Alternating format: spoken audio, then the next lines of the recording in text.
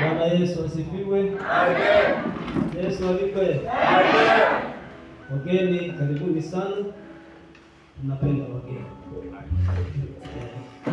Ndangu amesema tarehe 6 tutakuja kuongea sana sana. Bwana asifiwe. Amen. Lakini hapo mwisho tukimaliza kabisa tunakuheshimu. Utatuambia unataka nini? Basi tu alafu utakuja kutupa msemo. Amina. Amen. Nafikiri ni muhimu sana. Amina. Amen. Ni kipindi cha neno. Na ni muhimu sisi sote tumsikilize Mungu anasema nini juu yetu. Amen. Amina. Amen. Mchana wa leo nina ushauri tu kwako kupitia neno la Mungu. Na ni muhimu sana kupokea huo ushauri. Maana ushauri hautoki kwangu. Mimi ni mjumbe tu. Wachungaji wamepewa kazi kubwa ya kuchunga watu na si kazi rahisi. Haleluya. Amen. Kwa hivyo usikiliza tu mahubiri ya leo ujue mchungaji anachunga watu. Haleluya. Amen. Tunachunga, tunalisha, tunasimamia. Bwana Yesu asifiwe. Amen. Kwa hivyo si kazi rahisi. Nataka tu wewe utege sikio usikilize. Ili kama huu ushauri utakufaa na unipokee kama mchungaji, basi utabariki. Amen. Amina. Amen. Jina langu naitwa Benjamin Ngala wa Chibungu. Ni Mwarumba. Bwana asifiwe sana. Amen. Huko ni Ndiri kuna watu wetu. Katika kurubani huko. Haleluya. Amen. So kuna watu wetu. Bwana Yesu asifiwe. Amen. Mimi ndio mwanzilishi wa kazi hii. Tunazalisha makanisa katika eneo la Chonyi na Kauma. Lakini hapa ndio headquarters. Na mimi ndio mchungaji, nimebaki hapa na wachungaji wenzangu ambao wengine wako Nairobi, wale wako sehemu za mbalimbali. Tunasaidiana hapa. Mimi kama senior pastor na mwanzilishi. Najitambulisha hivi kwa wageni. Amen. Hao wote wanajua. Bwana Yesu asifiwe sana. Amen. Gilbert amesema sikuvaa nguo nzuri. Mmenikaribisha hivyo. Haleluya. Amen. Basi inawezekana mimi nami naonekana kana kwamba haleluya ndio mwanzilishi. Haleluya. Amen. Lakini hivyo ndivyo. Amina. Amen. Karibu sana Gilbert. Amekuwa hapa kama mtoto, kama kijana. Ndiye fundisha kupiga ngoma zinato za chingo. Ana ngubosi wana maya kupiga ache palume iye wewe mwalimu wao. Napenda hata wewe pia nikupe. Weke juu. Bwana sifiwe. Amen. Saa hii hapigi ngoma ya chingo. Sasa anapiga simu. Na amekuwa mhubiri kama alivyosema. Anaongoza mambo ya msifu Mungu, mambo ya maombi. Kwa hivyo nafikiri amepanda cheo. Karibu tena. Amina. Amen. Tuingie katika somo letu la leo. Nataka nihubiri kuhusu kutafuta kuwa na rafiki mzuri. Tafuta kuwa na rafiki mzuri. Bwana asifiwe. Amen. Neno mzuri nafikiri ukitafsiri ni neno zuri.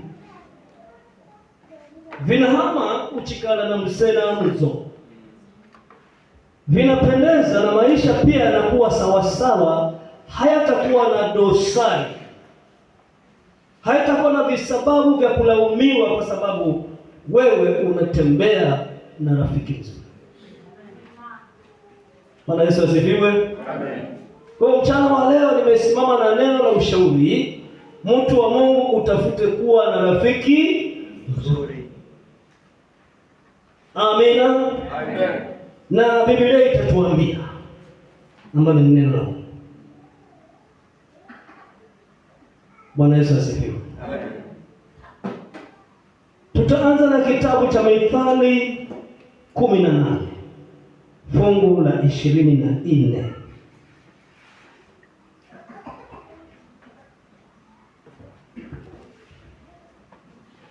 Mithali 18 fungu la 24. Twende polepole. Mimi si mhubiri wa maneno mengi, naenda to the point, nikusaidie tu.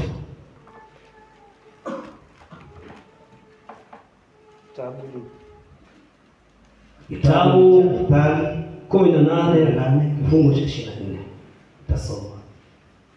Ajifanyiaye rafiki wengi ni kwa uangamivu wake mwenyewe, lakini yuko rafiki ambatanaye na mtu kuliko ndugu.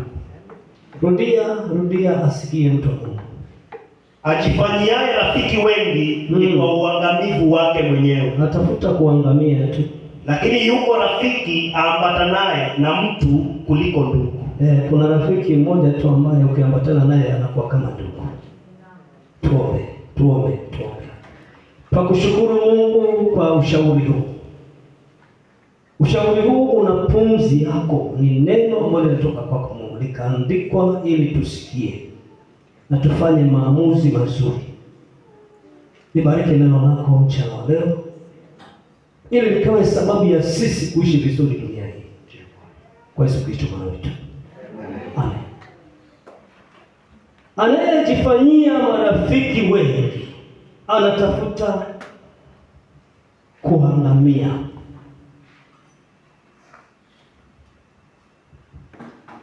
Tafuta kuwa na rafiki mzuri. Ndio mahubiri. Lakini yuko rafiki ambaye ukiambatana na yeye anakuwa kama ndugu. Haleluya. Amen. Kumbe rafiki anaweza kuwa mmoja, ingawaje utaona ni wengi, lakini kuna mmoja ambaye ukiambatana naye anakuwa kama ndugu. La usiku la mchana, wakati wa raha, wakati wa shida, yeye anakukumbatia. Bwana Yesu asifiwe sana. Amen. Kwa hiyo sisi kama Wakristo wa Mungu, Wakristo wa leo, ni muhimu kuwa na rafiki mzuri ambaye ni kama ndugu, ili uyalinde maisha yako na uangamivu. Amen. Sisi kama Wakristo ni muhimu sana tutafute rafiki ambaye tutaambatana naye, ambaye atakuwa kama ndugu, ili tusije tukaangamia. Bwana Yesu asifiwe. Amen. Maana imesemekana hapa kwamba ukiwa na marafiki wengi, mtu wa Mungu, unajitakia uangamivu. Na si kwa sababu marafiki wengi, mara nyingi kila mmoja ana tabia zake na ana mapenzi yake tofauti. Kama utawataka wale wengi, basi kila mmoja ana tabia zake na ana mapenzi yake tofauti. Kwa hivyo hawa ni watu tofauti.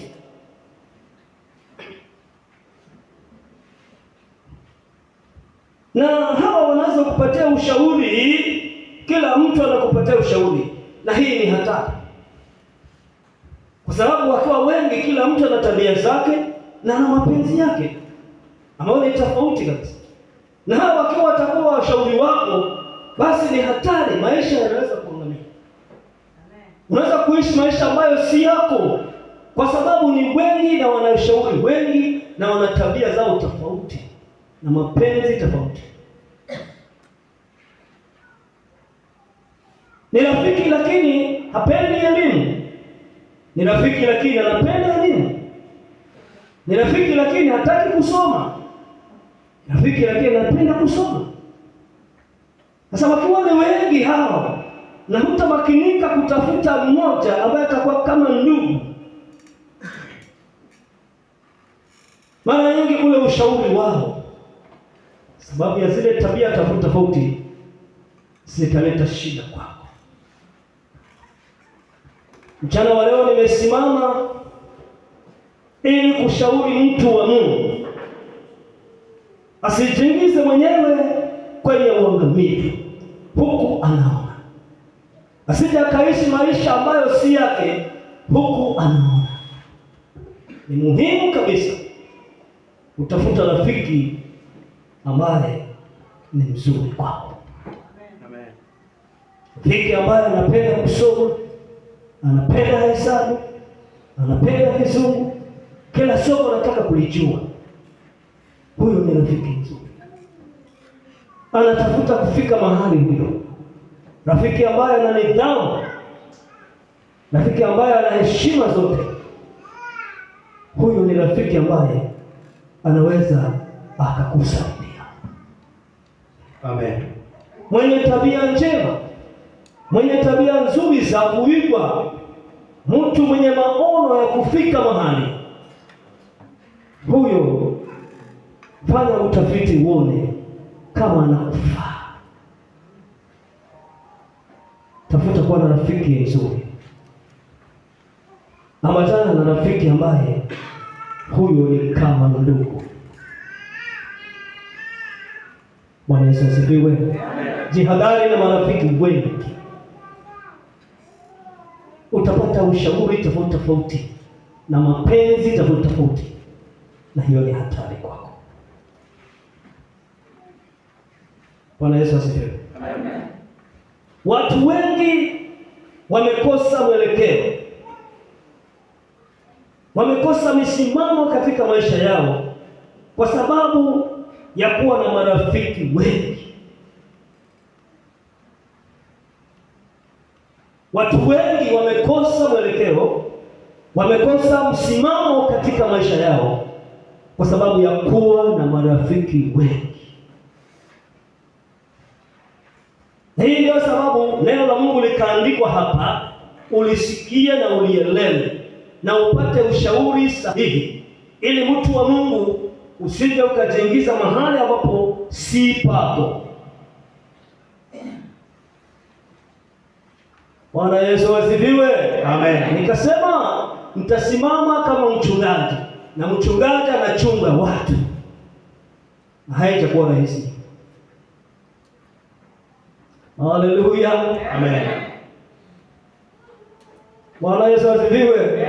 Ni muhimu msikilize Mungu anasema nini juu yako, ili uishi maisha ambayo Mungu anapenda uishi.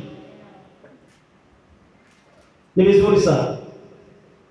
Macho yanakuonea, masikio yanasikia, moyo wako unatamani, hisia uko nazo, lakini Biblia inasema ya kwamba usijitakie marafiki wengi, usije ukajiingiza kwenye wakamavu. Tembea na mtu ambaye ana tabia nzuri, ili kwamba uishi na tabia nzuri. Yesu alipe. Amen. Kwa nini watu wengi wamekosa mwelekeo? Watu wengi wamekosa misimamo kwa sababu ya kuwa na marafiki wengi. Na huo ndio ukweli wa mambo. Watu wamekosa mwelekeo. Vijana wengi na wasichana wengi wanakosa mwelekeo. Hata watu wazima pia wanakosa mwelekeo kwa sababu ya kuwa na marafiki wengi. Wanakosa misimamo kwa kuwa na marafiki wengi. Leo hii ameokoka, ameketi anafundishwa, anatunza vizuri na mchungaji, anafanywa maombi, anafundishwa ukweli, lakini kwa sababu kumekuja manabii kule, ana marafiki wengi hapa na pale, anaanza kutangatanga kusikiliza sauti zingine. Mwisho wake analeta shida katika nyumba yake. Anatekwa na sauti za uongo, anatekwa na sauti za mashetani, anarudishwa nyuma kwa sababu ya kupenda kuwa na marafiki wengi. Kila rafiki si rafiki. Haleluya. Ni muhimu sana utunze maisha yako na uyapende, uyahifadhi maisha yako, uyatetee na kuyapigania maisha yako wewe mwenyewe binafsi. Kuwa makini unapochagua rafiki. Amen. Bwana Yesu asifiwe. Bwana Yesu asifiwe. Amen. Unainuka mtoto mzuri kabisa wa shule mwenye nidhamu, mwenye tabia nzuri kabisa, lakini nafika mahali unakuja kupotea njiani. Ulikuwa mtoto mzuri mwenye kushika elimu, lakini unapofika mahali unakuta unaachilia kwa sababu ya marafiki wengi. Unakosa mwelekeo, unakosa msimamo. Wale waliochagua marafiki wazuri, unapata unatembea, unaenda university, unapata unasomea kazi nzuri, mwisho wa siku wewe unabaki hivyo ulivyo kwa sababu ya marafiki wengi. Watu wamekosa misimamo, watu wamekosa mwelekeo kwa sababu ya marafiki wengi. Tafuta kuwa na rafiki mzuri. Amen. Bwana Yesu asifiwe. Amen. Kijana, tafuta kuwa na rafiki mzuri, ufike mahali pazuri. Msichana, tafuta kuwa na rafiki mzuri, ufike mahali pazuri. Bwana Yesu asifiwe. Amen. Yesu asifiwe. Amen. Uwe responsible na maisha yako. Haleluya. Amen.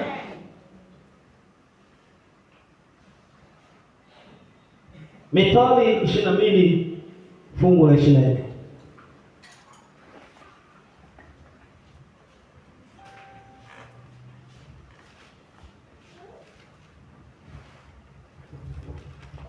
Tunawaona wameinuka vizuri, alafu wanazabiga bachemaga yaratuzisoni na wele na kwenda kabisa moja darasani, alafu namwona zitsone mlazimisha watu wampe pesa. Mtu na gari lashibiga first deposit zitsone mala teja yunamba wateja ni wape wewe zombola kwa nyumbani wakuza ile magari au nambani wako. Kuna kazi ya kuenda, amekosa mwelekeo kwa sababu ya marafiki wengi, amekosa msimamo kwa sababu ya kuwa na marafiki wengi. Bwana Yesu asifiwe. Amen. Somea kitabu cha Mithali 22 fungu la 24. Usifanye urafiki na mtu mwenye hasira nyingi, wala usiende na mtu wa ghadhabu nyingi. Kwa nini? Usije ukajifunza njia zake na kujipatia nafsi yako mtego. Bwana Yesu asifiwe. Amen. Usifanye urafiki na mtu mwenye hasira nyingi, wala usienende na rafiki ambaye ana ghadhabu nyingi. Usije ukajifunza njia yake na ukaingia kwenye mtego. Bwana Yesu asifiwe sana. Amen. Jifundishe kuwa na rafiki mzuri. Usifanye mtu ambaye ana hasira nyingi kuwa rafiki yako, wala kutembea na mtu ana ghadhabu nyingi kumfanya kuwa rafiki yako, maana utajifunza vitu hapo kwake. Kwa sababu ya hasira zake utajifunza vitu. Kwa sababu ya ghadhabu yake nyingi utajifunza vitu hapo, na hivyo ndivyo vitakuingiza kwenye mtego. Mwambie rafiki yako, unasikia wewe?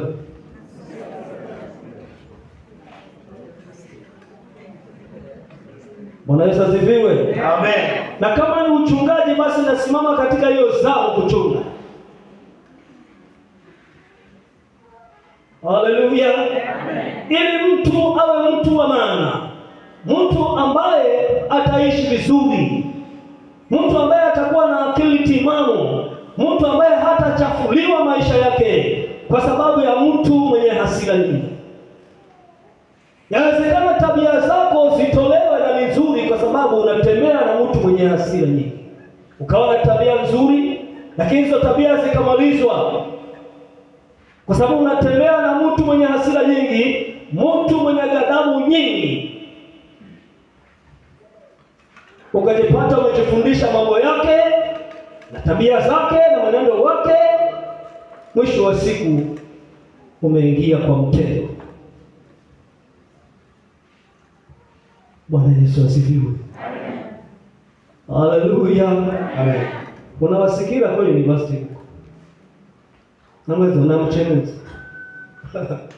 Hizo na mlume mtu. Mwisho wa siku wanaona gani? Naona ni mlume mtu na masharafu. Kumba na hasira mbaya. Ashikona na mvulana mjini tu ikalakazi. Na mda kumpato, maana unarefu yoga kwa unafuna yoga vya. Amen. Haleluya. Amen. Chunguza hiyo mtu kwanza. Hakikisha kwamba ana maadili ya aina gani.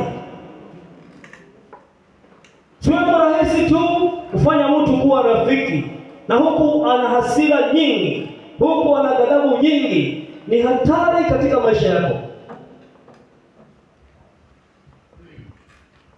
Bwana Yesu asifiwe. Amen. Ona amelani chips be yende kugura chips una misa tu.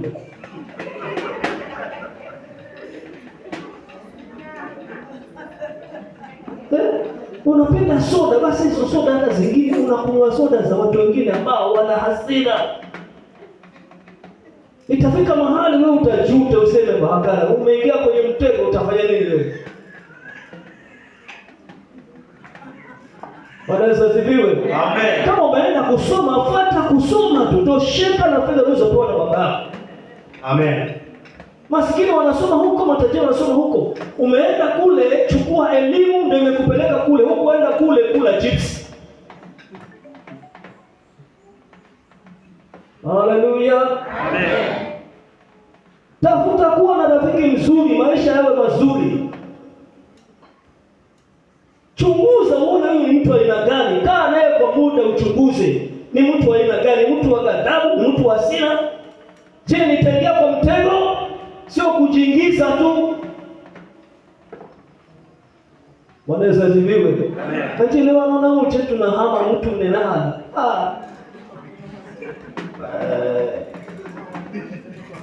Nangana ya kuyu wakati mjini leo.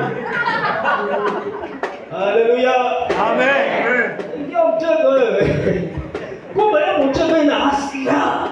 Yeye mtu mjei mbele unamwona na hama magulu ni sawa kabisa, chifarango yu sawa kabisa. Unahama urani of friend.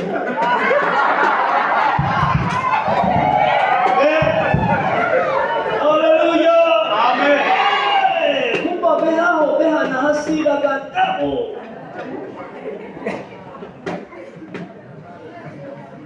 Yesu asifiwe. Amen. Kuingia shida. Chunga na wanaume waangalie vizuri. Chunga na wanawake waangalie vizuri. Ni mtu wa aina gani huyu? Msome, muelewe, uliza habari za kwao na vile ndivyo. Amen. Unakula zile mtu siku zihali na tutakuhama. Haleluya. Amen. Na kuna kwa wewe.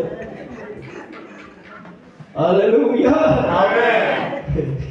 Kwa marumba wewe kana tabia yangu wengine hawako kwa unashukuru Bwana. Haleluya. Amen. Uchembe mpande chifwa marumba. Haleluya. Amen. Ado kama neno wao. Wewe usikiro wewe kutupa chifwa. Kwa marumba na mamucheni mtumwa. Na kumbe mcheni msaidizi tu maskini.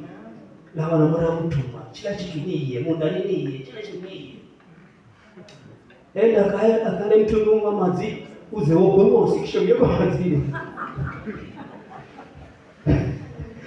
Haleluya. Amen. Ni muhimu sana kuwa na rafiki mzuri. Tafuta. Tem inasema tafuta kuwa na rafiki mzuri. Amen. Haleluya. Amen. Ni muhimu sana. Maana hasira ni dhambi. Ghadhabu inafika kuwa dhambi. Amina. Amen. Nataka nisaidie mtu hapa jana leo ili aishi maisha mazuri ya kupendeza. Mtu mwenye hasira nyingi huzusha. mtu mwenye hasira nyingi huzusha. Unaona huzusha. Mtu mwenye hasira nyingi hataki suluhu. Hataki kabisa suluhu.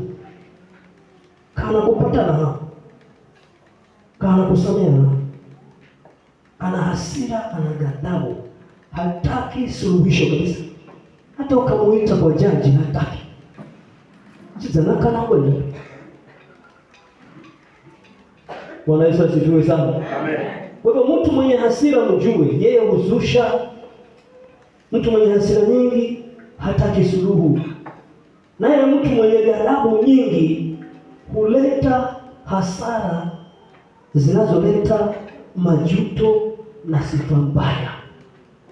Mtu mwenye ghadhabu anasababisha hasara ambazo zinaleta majuto na hata sifa mbaya kwa sababu ya ghadhabu zake. Maana vitendo vinafanywa kinguvu, kikadhabu, kihasira, lazima hasara zitapatikana hapo na sifa mbaya zitaonekana hapo, na kuna kujionda. Maana kikasirika anafanya vitu, lakini baadaye ndio hasira inagoma, imeisha, sasa yuko nyumbani ndio anafikiria ni kwa vile anajuta. Bali sasa sifa zimeenea kwamba huyo mtu ana hatari. Tafuta kuwa na rafiki nzuri. Bwana Yesu asifiwe sana. Mithali 13 fungu la 20. Nimesema sitakukalisha sana, ni ushauri tu.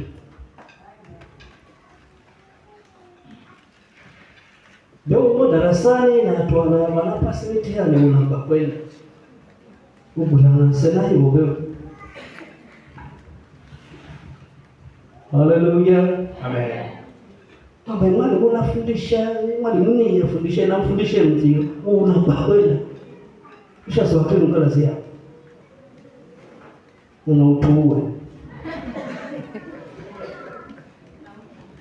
Haleluya. Amen. Ndio mahurire kuko ni basome tamomulira makatarasiga wakatafute kazi bandike nawe kuko onombola na mwana. Sasa zebu sasa na tuanze na shule kazi wewe na mwa.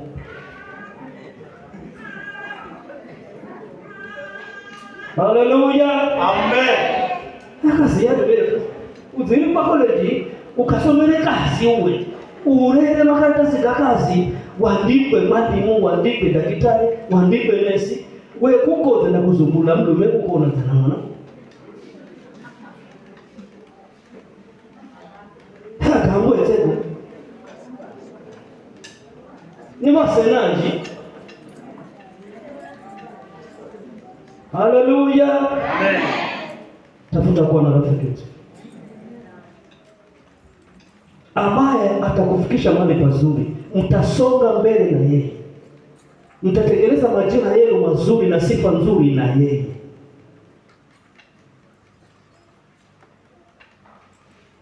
Nisomee kitabu hicho cha Mithali.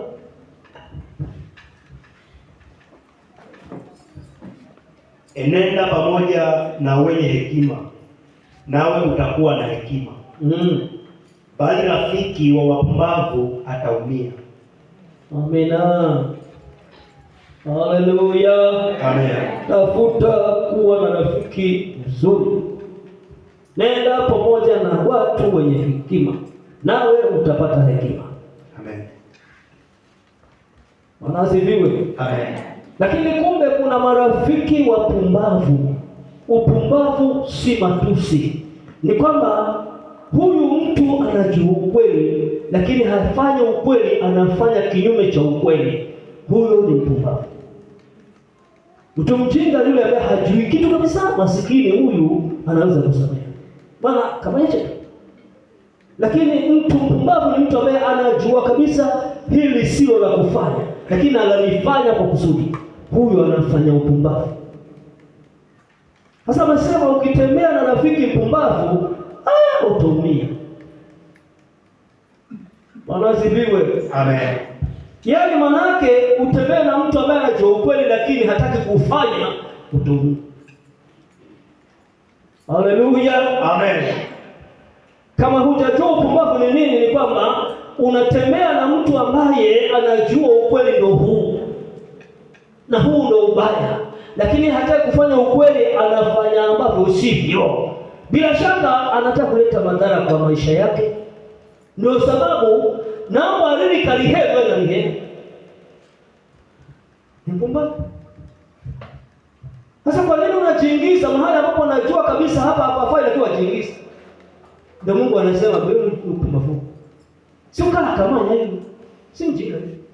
Lakini huyu mtu anajua, lakini sasa anafanya tu kwa kusudi kufanya jambo ambalo anajua litamletea shida, lakini alifanya hivyo. Sasa unamjaribu Mungu, unamjaribu nani wewe? Si utajiingiza, amesema utaumia wewe kule. Wewe ndio utaumia. Amen. Wanazidiwe. Amen. Kama chunguza rafiki unayenenda naye. Je, anafanya upumbavu au anatimiza ukweli ambao utakupeleka mahali? Maana na mwenyewe ujeni huyu. Lakini sasa unaenda, dozi mhenda mzee naye. Sasa hata wewe sina utaingia kwenye hiyo shida. Si utumia. Haleluya. Amen. Vijana wa leo, sikizeni ushauri wa Mungu, anasema ni juu yenu. Wasichana wa leo, kama umebahatika kuwa katika nyumba ya Mungu kusikia maneno kama haya, yathamini maisha yako. Amen.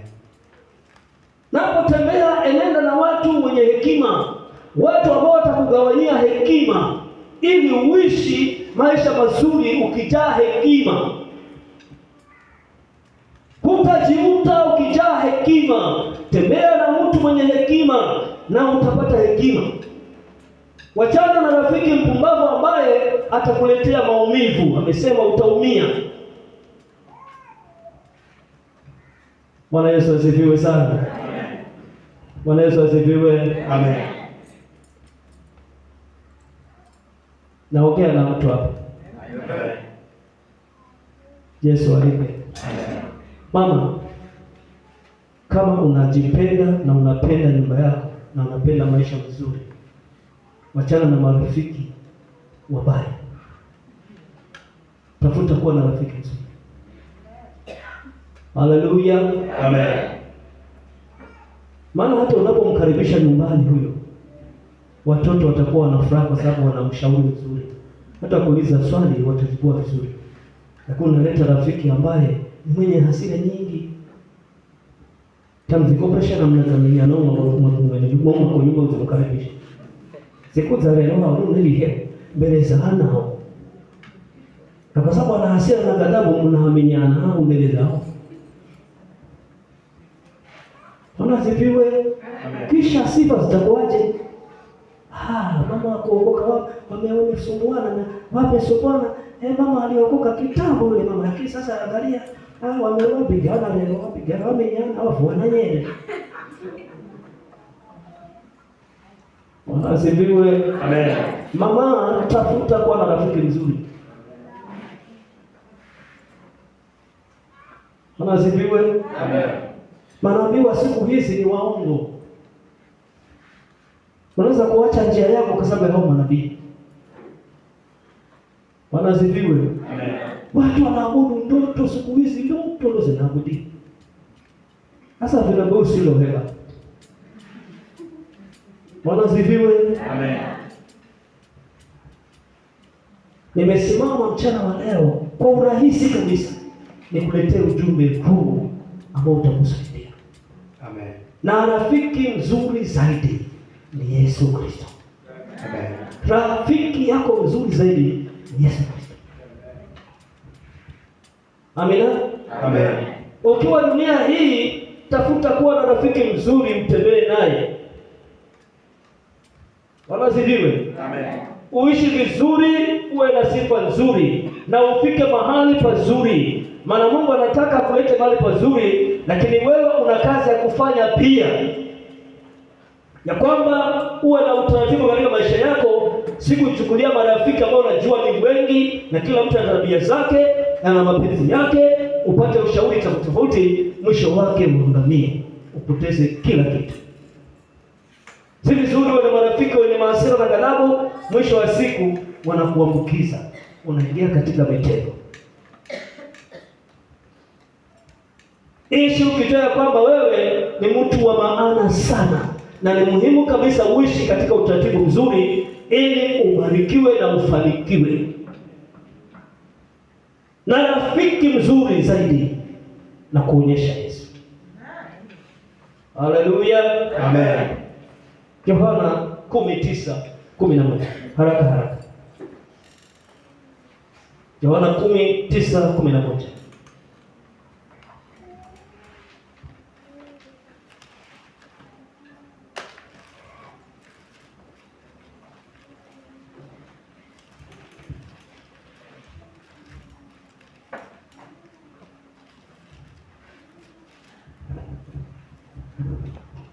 Soma vitabu vitatu mara moja, haraka nimalize ujumbe. Yohana 10:9-11, soma Mathayo 11:28 hadi 30, Ufunuo 3:20. Soma kwa pamoja ili nipeleke ujumbe nikamilishe. Tuombe. Mimi ndimi mlango, mtu akiingia kwa mimi ataokoka. Amina. Ataingia na kutoka, naye atapata malisho. Mwivi haji ila aibe na kuchinja na kuharibu. Mimi nalikuja ili wawe na uzima, kisha wawe nao tele. Mimi ndimi mchungaji mwema. Mchungaji mwema hutoa uhai wake kwa ajili ya kondoo. Someni Mathayo 11:28 hadi 30. Msomaji wakiwa kama wawili hivi, tunaenda mbio. Umepata? Mathayo 11:28 hadi 30.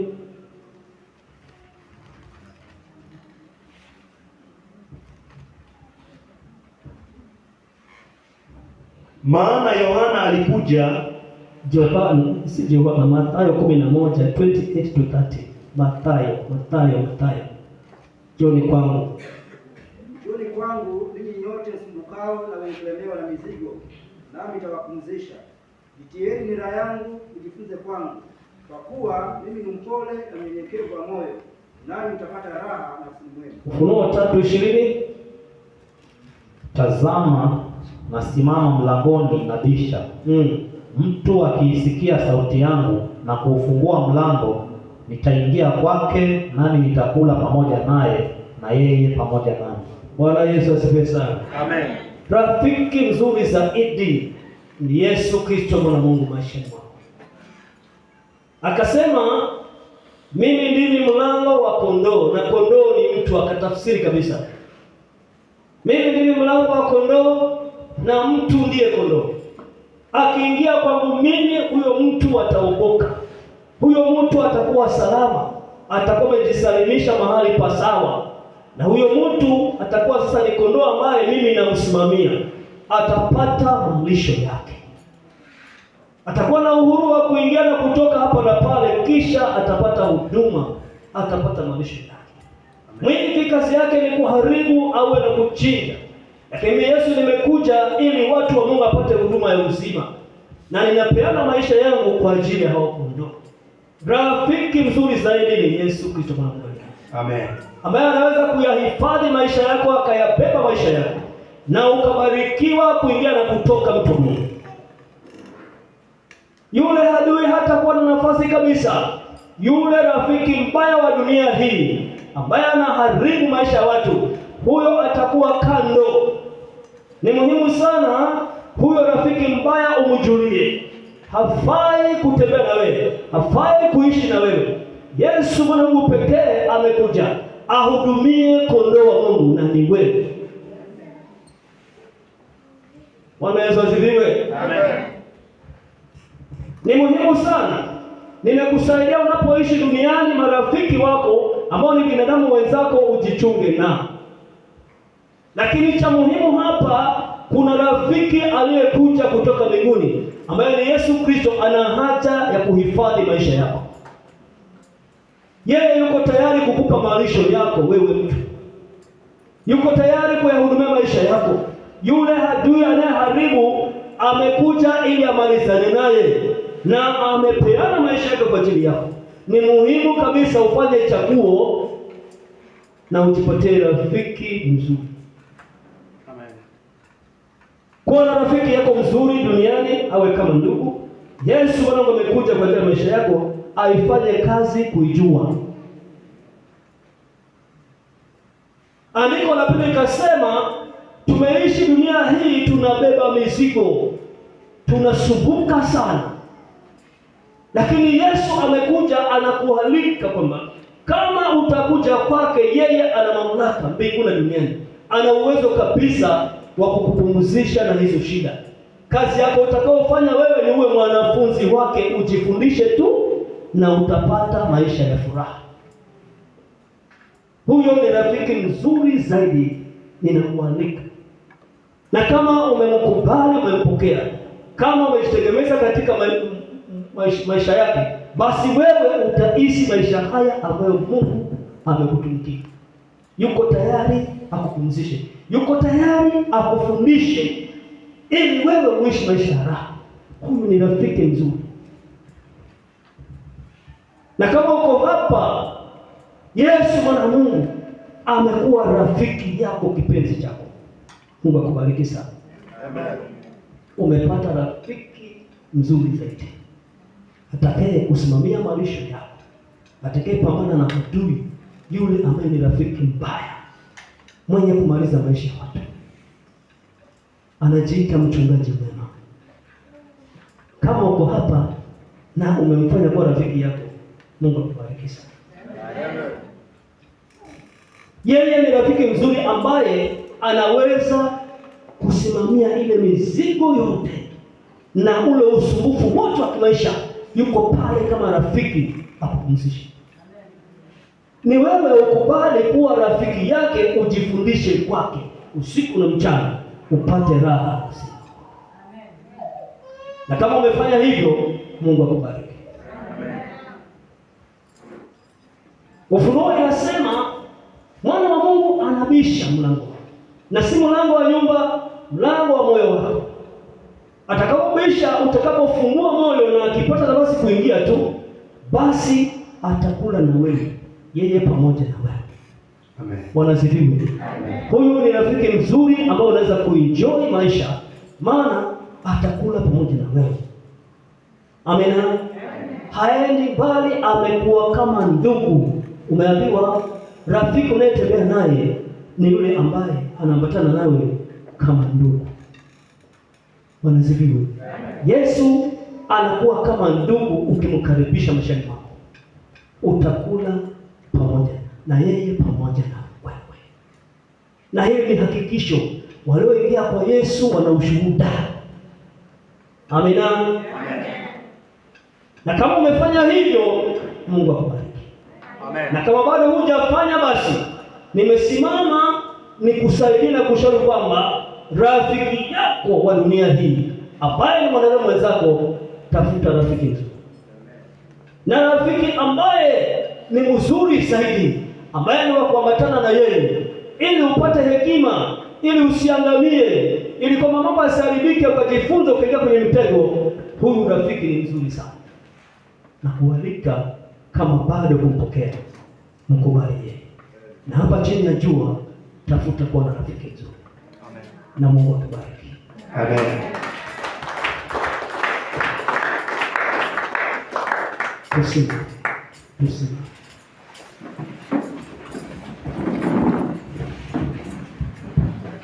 Kali nilikuwa na hubiri, naona kuna mtu alikuwa ametayarishwa na wimbo. Wakati ninahubiri, mtu akiwa anatayarishwa na wimbo hata hana shida. Bwana asifiwe. Amen. Tupate huo wimbo ambao kila mtu ataabudu, ataongea na Mungu kulingana na ushauri huu. Neno limesema tafuta. Tendo linasema tafuta. Kama ulikuwa uko hivi tafuta.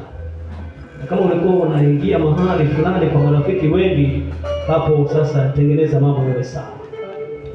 Achilia polepole na utafute rafiki mzuri.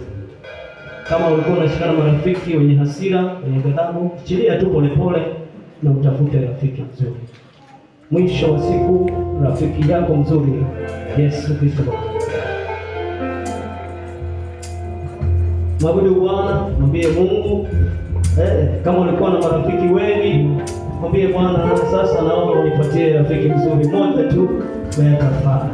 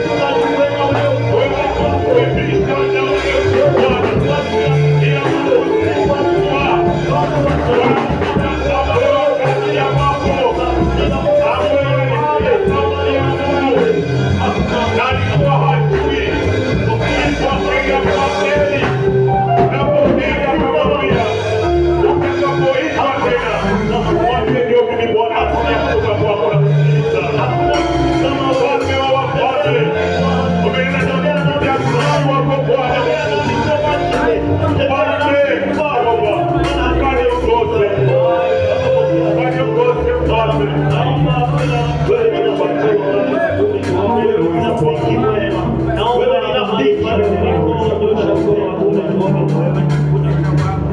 Mahali pale uko, nyosha mkono wa kuume juu kwa Baba tuombe. Pale ulipo, nyosha mkono wa kuume tuombe. Baba wa mbinguni, umetuajalia kusikiliza maneno haya ya ushauri. Baba, naamini kila mmoja amepokea, maana umenena na kila nafsi, na ninakuamini kwamba wewe ni Mungu mwema kwa kila mtu mahali hapa. Uko tayari Bwana kumsaidia mtu wa Mungu awe na rafiki mzuri duniani. Bila shaka uko hapo Bwana ili kumsaidia mtu wa Mungu amshikilie Yesu kama rafiki yake. Ana uwezo wa kupambana na dunia, ana uwezo wa kumleta mahali palipo na malisho yake, ana uwezo wa kumhifadhi mtu. Na kuamini kwamba mchana wa leo unaenda kumsaidia mtu aendelee kufanya uamuzi wa kutafuta rafiki aliye mzuri. Hapa duniani tunaishi tukiwa na marafiki, lakini umesema ya kwamba ni vema tujitahidi tuangalie ni rafiki wa aina gani huyu.